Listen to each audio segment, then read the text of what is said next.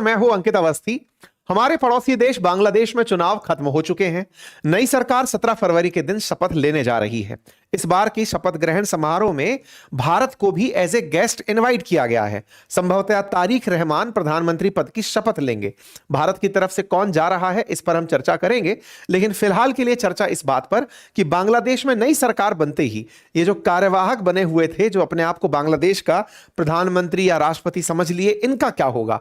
क्या ये राष्ट्रपति बनेंगे या फिर इन्हें देश निकाला दे दिया जाएगा? सुर्खियां चल रही हैं कि इन्होंने जिस तरह से करप्शन किए हैं उसके ऊपर बीएनपी, जो कि वर्तमान में तारिक रहमान की पार्टी है, वो जांच बिठा सकती है। तो ऐसी स्थिति में इन पर बैठने पर इनके ऊपर बैठने वाली जांच का क्या परिणाम होगा वो तो समय बताएगा, लेकिन फिलहाल के लिए इनके कई नेता देश छोड़कर जाना शुरू कर दिए हैं।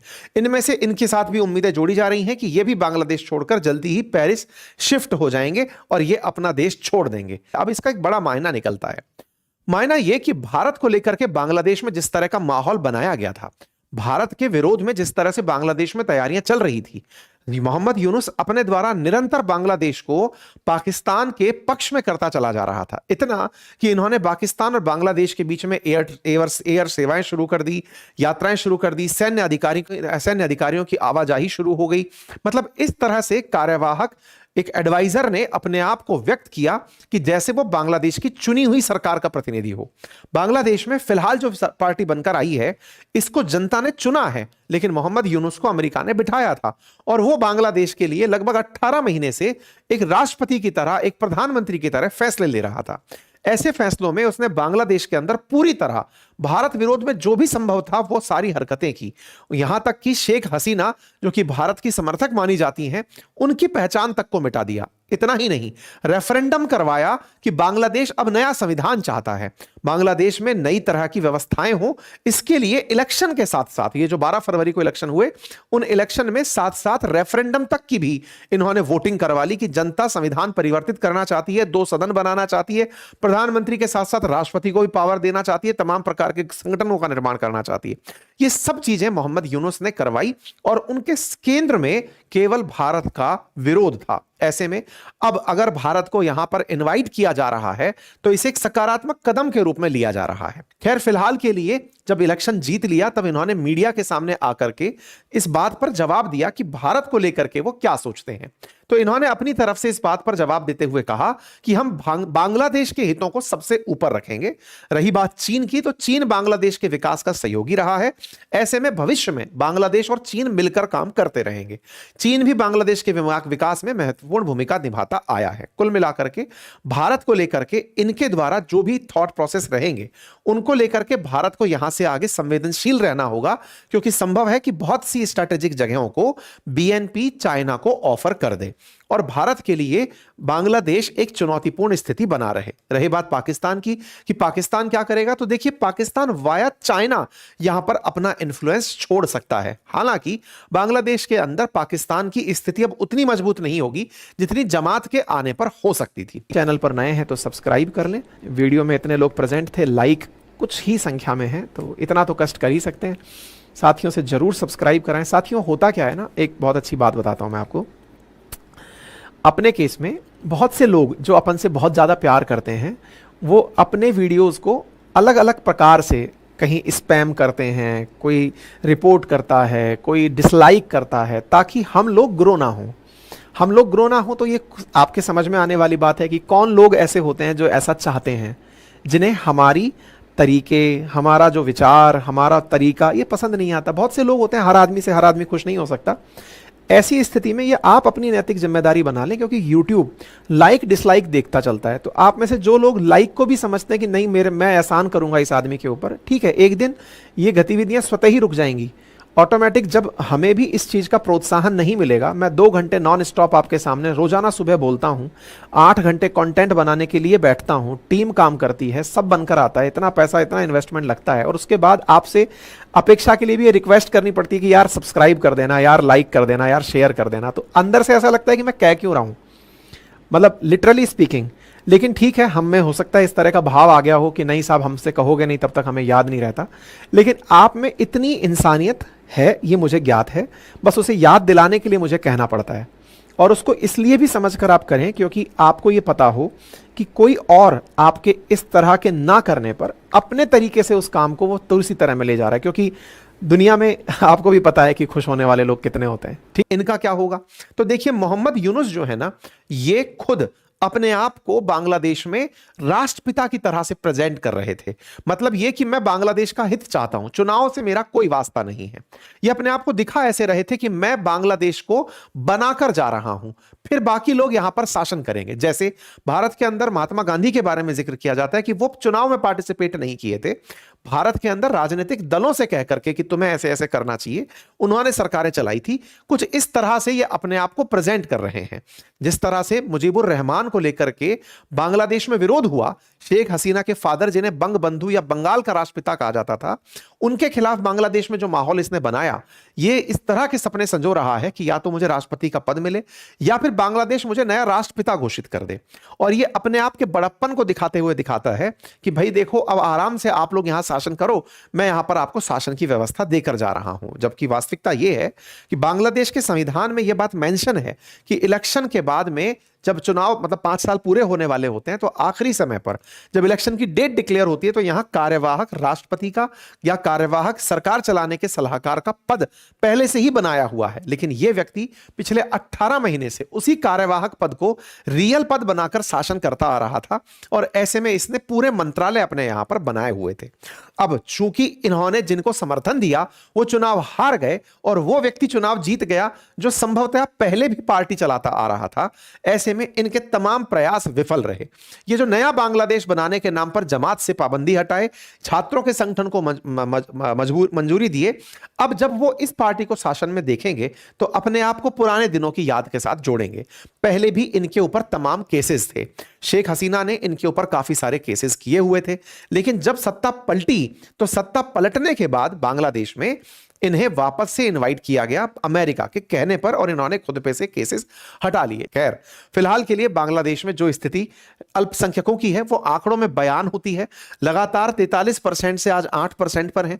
अगर 71 को भी लेकर चलें तो 20% से आज 8% पर अगर इनकी संख्या है, तो इसके पीछे बढ़ता हुआ कट्टरपंथ और बांग्लादेश में अल्पसंख्यकों का ना हो रहा संरक्षण जिम्मेदार है। कुल मिलाकर के बांग्लादेश के अंदर जो चुनाव के रिजल्ट्स हैं, उससे भारत के पश्चिम बंगाल में चुनावों को प्रभावित होने की चिंता के रूप में देखा जा रहा है। जहां तक बात हो भारत के साथ इनके संबंधों की, वो आने वाले समय में भारत हैंडल करना जानता है बीएनपी को, वो कर ले जाएगा। इनके बारे में अगर डिटेलिंग की जाए तो वो ये कि जिस दिन इलेक्शन घोषित मतलब जिस दिन इलेक्शन होने वाले थे, उससे पहले एक वेल्थ स्टेटमेंट बाहर निकल कर आता है, जिसमें से पता चलता है कि मोहम्मद यूनुस ने जिन 21 लोगों को मंत्री बनाया था, उनमें से 18 की जो संपत्ति है ये पिछले 1-1.5 साल के अंदर बढ़ गई है, जिनमें मोहम्मद यूनुस खुद भी शामिल है। ऐसे में जब ये वेल्थ का डेटा बाहर निकल कर आया, तो मोहम्मद यूनुस के खुद एक आईटी एडवाइजर, जिनके ऊपर संपत्ति के साथ साथ भ्रष्टाचार का आरोप भी इन दिनों लगना शुरू हो गया था, वो बांग्लादेश छोड़कर जा चुके हैं। वो ऑलरेडी फ्लाइट लेकर के निकल चुके हैं बांग्लादेश में। ये बड़ी चर्चा बनी हुई है। इनके साथ में जितने भी लोग थे उन सब की संपत्ति में लगभग इजाफा हुआ है बांग्लादेश के अंदर। ये बड़ी चर्चा का विषय बना हुआ है।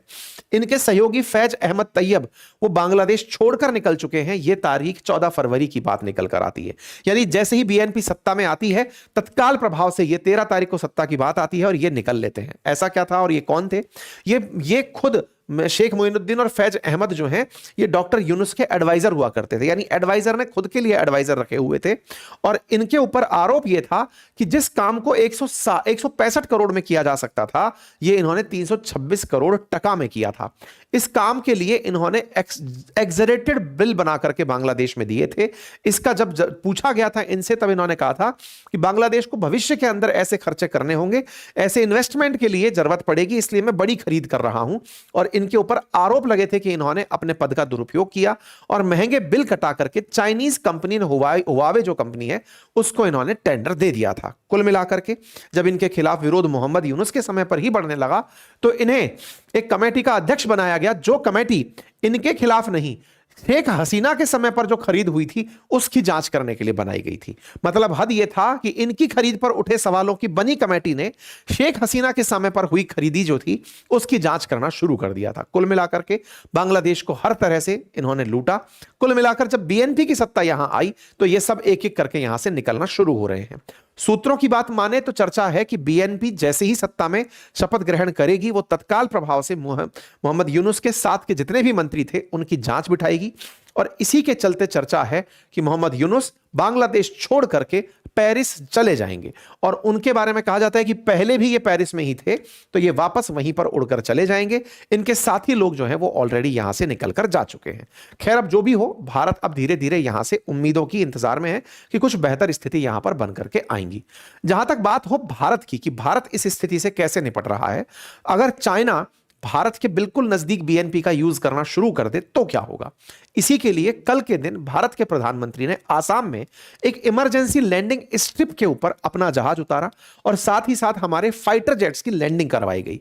यह ऐसे समय पर विकसित किया गया काम है जिस समय पर बांग्लादेश में पिछले 18 महीने से लगातार चाइना का और पाकिस्तान का इंटरफेरेंस बढ़ता चला जा रहा है। ऐसे में चिंताएं व्यक्त की जाती हैं कि बांग्लादेश अगर इस तरह की स्थिति पैदा कर देता है तो उससे निपटने के लिए, चाइना से निपटने के लिए, बांग्लादेश से निपटने के लिए भारत की तैयारी क्या है। इस बीच में भारत ने अपने द्वारा एक इमरजेंसी लैंडिंग सुविधा बनाई जिस पर प्रधानमंत्री का खुद हवाई जहाज उतरता है।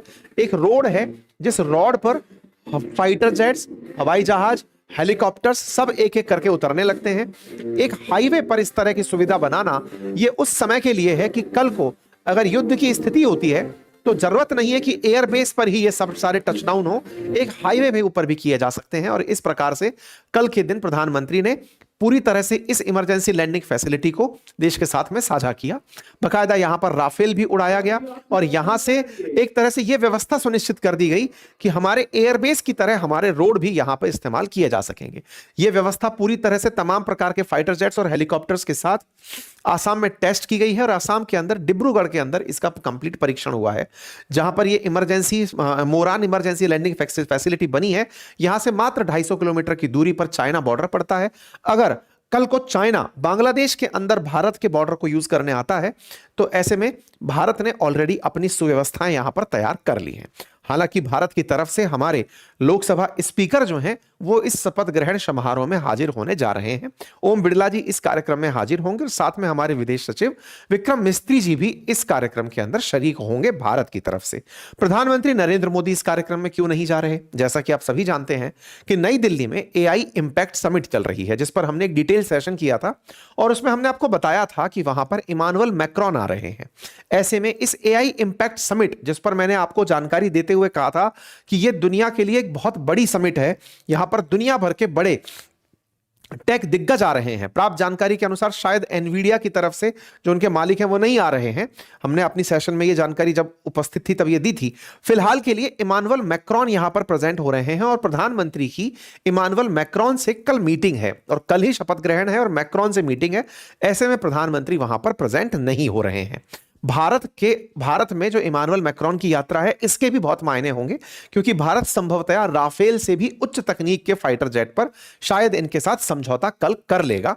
ऐसी सुर्खियां फिलहाल सोशल मीडिया पर चल रही हैं। फिलहाल के लिए इतना ही। अपना ख्याल रखें।